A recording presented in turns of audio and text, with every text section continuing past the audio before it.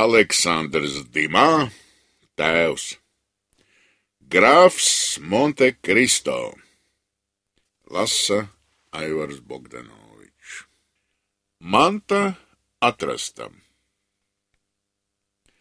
Maijas saules stari krita stāvus uz zemi un tik silti un dzīvinoši uz klintīm, ka pat tās likās baudām ar lapatikušo siltumu. Miršu un olīvu koku lapas čaukstēja, it kā būtu no metāla.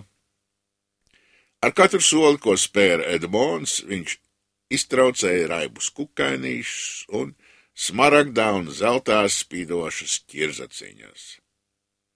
Pa lēzenākiem pakalniem ganījās meža kazas, visu salu apdzīvoja tūkstošiem dzīvību, un tomēr Edmonds bija viens un itin kā bailīgi lūkojās apkārt, kā ceļotājs, kam tuksnesī šķiet, ka viņu uzlūko kādas būtnes.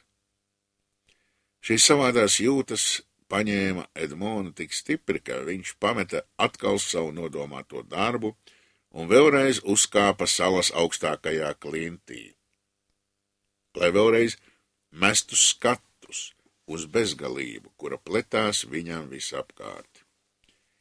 Viņš redzēja kuģi, kurš šorīt jau agri bija aizbraucis.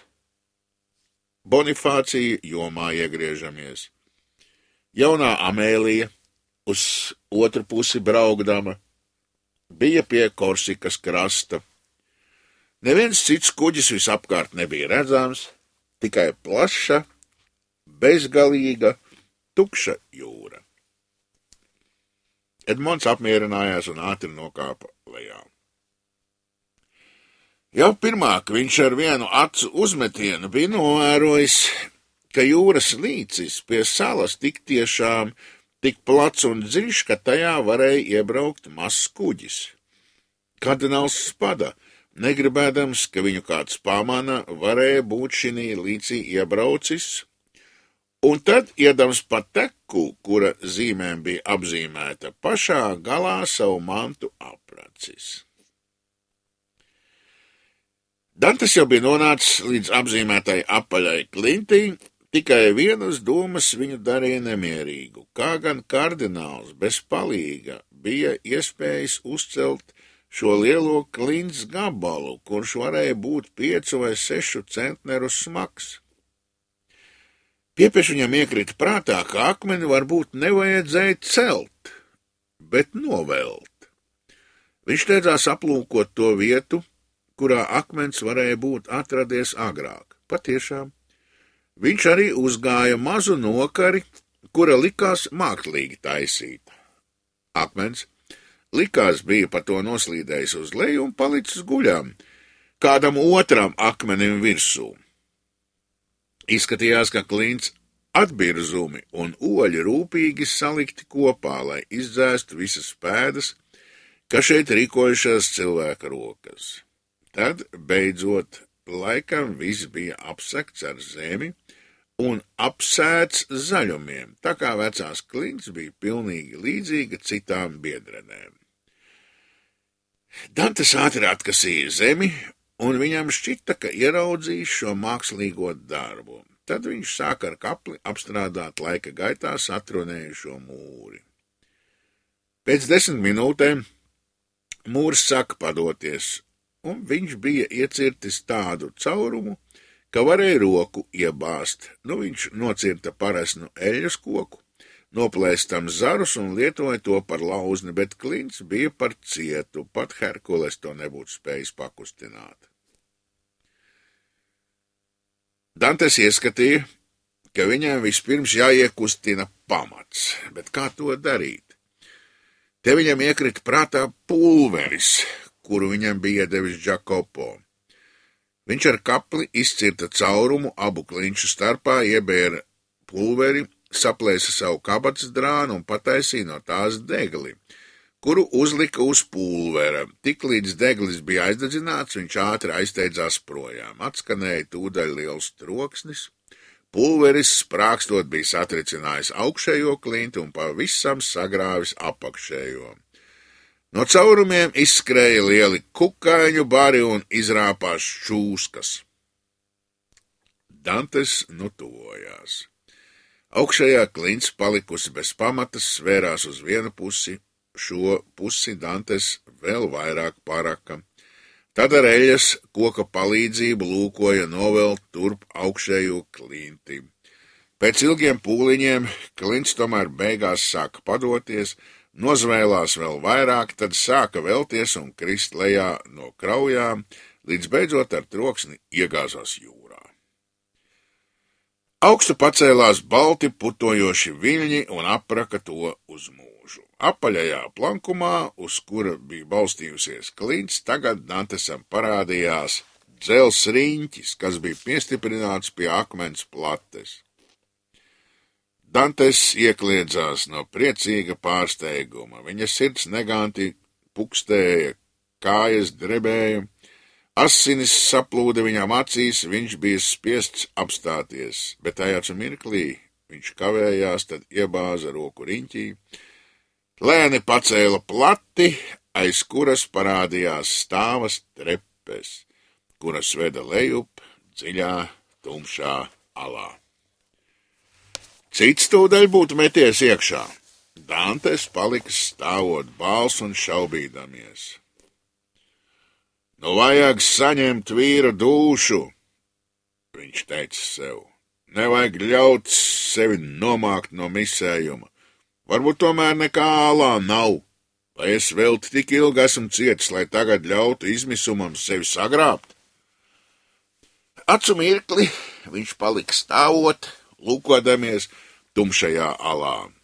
Vai Borģija tomēr beidzot nevar būt atradis šo noslēptuvi, viņš sacīja, un mantu no tās aizņēmis.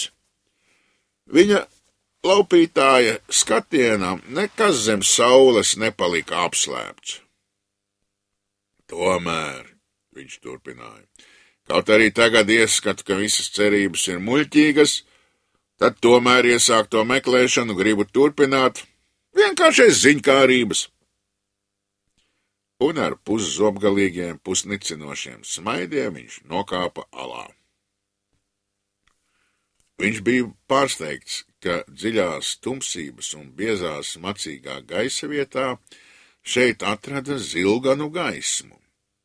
Gaisma un gaiss šeit iespiedās ne tik vien pa caurumu, kuru viņš bija izcirtis, bet arī caur klints spraugām, kuras no ārpuses nebija ieraugāmas.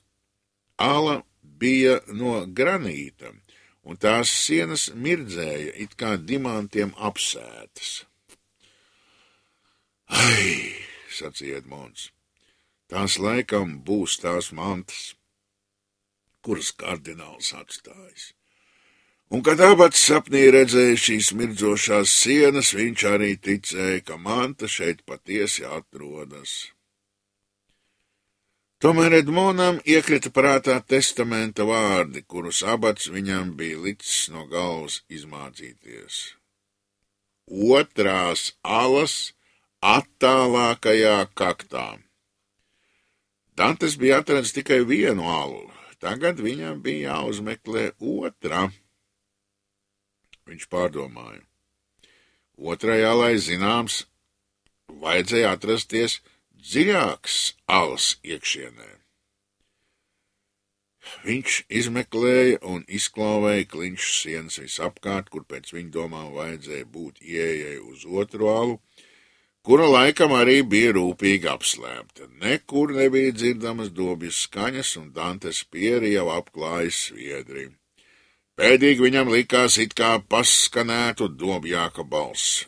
Viņš smalki aplūkoja šo vietu, un, kur neviens cits laikam nekā nebūtu pamanījis, viņš, kā ilggadējs cietumnieks, noģida, ka šeit tiešām vajag būt caurumam. Nu viņš vēl pārmeklē visas citas sienas, vai nebūtu kaut kur dobjākas skaņas, bet neatrastams atgriezās pie pirmās vietas atpakaļ. Stiprāk cērtot piepeši sāka birt it kā kaļķi no sienas, zem kaļķiem parādījās vienkāršs balts akmens. Caurums klintī bija aizsegts ar kādu akmeni, tam virsū bija uzmesti kaļķi, kuri vēlāk pārkrāsoti pārējo klints sienu krāsā. Tālāk kaļot, Dantes uzgāja šķirbu mūrī. Te viņam vajadzēja tālāk rakt ar savu kapli. Kādi noslēpumi tomēr atrodas cilvēka dabā? Pie katra pierādījuma, ka Farijā nav maldījies. Dantes nekļuva vispriecīgāks, bet domīgāks un zaudēja gandrīz dūšu. Jaunais atradums, kuram vajadzēja viņa spēkus pavairot, tos gandrīz nolaupīja. Kaplis viņam tikko neizkrita no rokām, viņš atspriedās pret klints sienu, noslaucīja pieri, tad izkāpa ārā no alas, sev pats sacīdams, ka gribot apskatīties, vai kāds nesot tūmā, kas varētu noskatīties. Bet patiesībā viņam vajadzēja svaiga gaisa, jo viņš jūt, ka tam tuvojās ģibonis. Sala bija tukša. Saule atradās taisni pusdienas laikā un likās viņu apsargājam savām uguns acīm. Tālumā bija redzams garām braucam mazas zvejnieku laivas baltām burām. Dantes nebija nekā vēl ēdis, bet viņš nespēja acu mirklī kaut ko iebaudīt. Viņš iedzēra tikai dažas pilienas ruma, un tā drusku stiprinājies atgriezās atkal alā. Viņš paķēra kapli un sāka darbu atkal no jauna.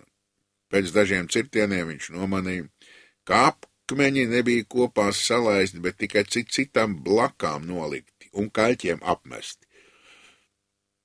Viņš atvēla vēl vienu akmeni, tad vairāk, un drīz vien pārliecinājās, ka ir patiesi vēl otra ala, kurā varēja it ērti ieiet. Pirms alā iegāja, viņš saņēma vēlreiz dūšu tam gadījumam, ja tomēr varētu būt maldināts. Beidzot, viņām pietika spēka ieiet alā. Šī otra ala bija zemāka, tumšāka un atbaidošāka nekā pirmā.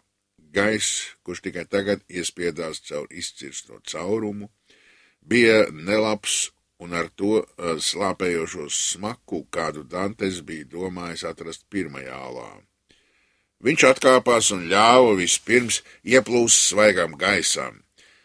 Kad beidzot varēja alā ieiet, viņš pamanīja, ka kreisajā pusē caurumam bija tumšs kakts, bet Dantes acīm nekāda tumsība nebija necaurredzama. Viņš apskatījās alā visapkārt, tā bija tukša, tāpat kā pirmā. Manta, ja patiesi tāda bija, un šeit atradās, bija laikam aprakta šinī tumšajā kaktā. Izšķirošā stunda bija pienākusi. Dantes sajūta nāves bailes, vēl tikai pāris pēdus zemes. Tam bija jāatrok, tad viņš sajūtīs vai nu vislielāko prieku, vai vislielāko izmisumu. Viņš tojās kaktam ar cietu apņēmību un sāka spēcīgi rakt zemi. Pie 5. vai 6. dūrienu kaplis atsitās pret dzelzi. Neviens zvans nebūtu viņam radījis tādu iespaidu kā šīs skaņas. Ja būtu bijis iespējams, viņš būtu kļuvis vēl bālāks nekā jau bija. Viņš raka tālāk, tanī pašā vietā atdūrās uz kādu pašu kavēkli, skaņa bija drusku citāda. Tā būs dzelzīm apsista kaste, viņš domāja. Šajā acu mirklī alu aptumšoja kāda garām skrejoša ēna.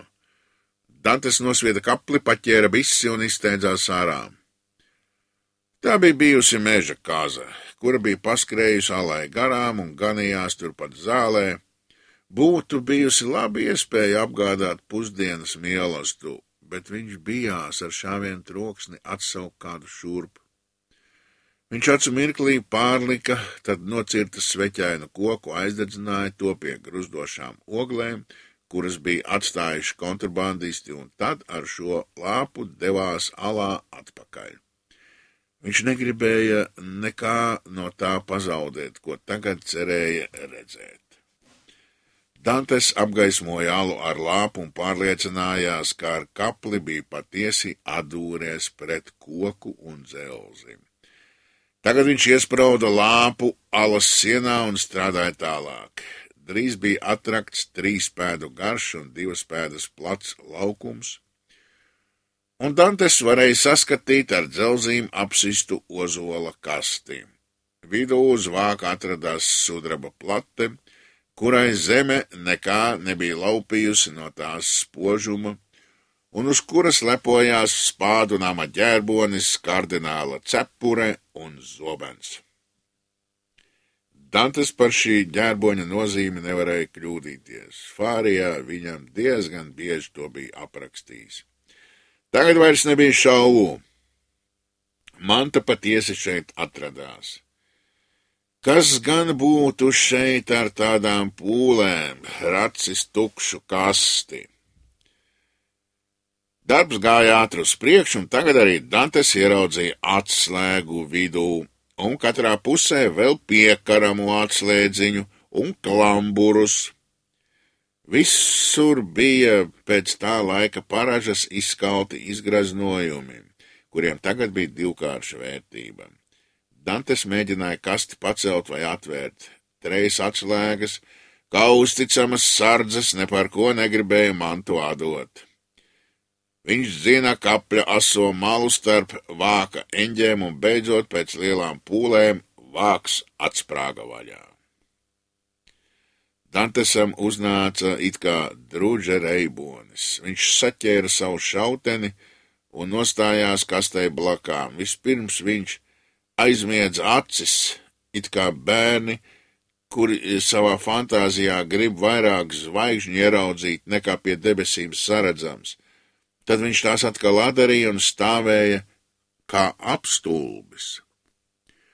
Kaste bija sadalīta 3 nodaļās. No pirmās nodaļas viņam pavājā apgaismojumā mirdzēja pretīm zelta dalderim.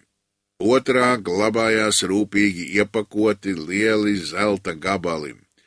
3. nodaļā beidzot viņš varēja rakņāties pa pērlēm un dimantiem, kuri, ja tiem lika tecēt caur pirkstiem, bija it kā mirdzošs lietus un skanēja tā, it kā krusa kristu pret loga rūtīm. Kad Edmunds ar trīcošām karstām rokām ilgi bija vandījies savās mantās, viņš uzrēca un ārprātam līdzīgā uzbudinājumā skraidīja pa alu. Tad viņš izskrēja ārā un uzkāpa uz kādas klints, no kuras varēja pārredzēt visu salu un jūru. Nekur nebija ieraugāma neviena būra, ne laiva. Viens pats. Gluži viens ar šo bezgalīgo, neaprēķināmo pasakaino mantu. Vai viņš gulēja, vai bija nomodā, vai tas bija sapnis vai patiesība? Viņš skraidīja visapkārt pa salu, meža kazas un jūras putnus izbaidīdams ar saviem priekiem. Kad beidzot bija gluži piekusis, viņš nāca lēnām atpakaļ uz alu, aizvien vēl par savu laimi šaubīdamies, ieskatīdamies savā mirdzošajā dimanta bedrē, un nespēdams savaldīt savu pāri plūstošo sirdi, viņš nokrita ceļos. Tikai tagad viņš jutās vairāk apmierināts un neizsakāmi laimīgāks, jo tikai tagad viņš sāka savai laimei ticēt. Viņš iesāka tagad savu mantu skaitīt. Tur bija 1000 zelta gabalu, katrs 2 līdz 3 mārciņas smags. Tad viņš uzrakņāja kādus 25,000 zelta dalderu, no kuriem katrs bija apmēram kādus 8 frankus vērts. Dalderi bija kalti pāvesta Aleksandra VI un viņa priekšteču laikā. Tagad šī nodaļa bija vēl tikai līdz pusē iztukšota. Beidzot viņš atrada vēl pērles, dārgakmeņus, dimantus, kuru vērtība tos apstrādājot bija kļūsi divkārša. To bija 10 reiz tik daudz, cik tas varēja riekužā saņemt. Dantes sēdēja dienu uz beigām ejam un pēdīgi tumsu pārklājamies pār alu. Baidīdamies, ka netiek pārsteigts, viņš paņēma savu šauteni un atstāja alu. Viņš druski iebaudīja maizes un vīna, tad aizvēla alai priekšā akmeņus un pats nolikās gulēt uz akmens, savā miesā aizsargādams savu dārgumu. Šī nakts bija viena no tām šausmīgajām un tomēr patīkamām naktīm, kādas Dantes jau vairākas bija izbaudījis savā dzīvē.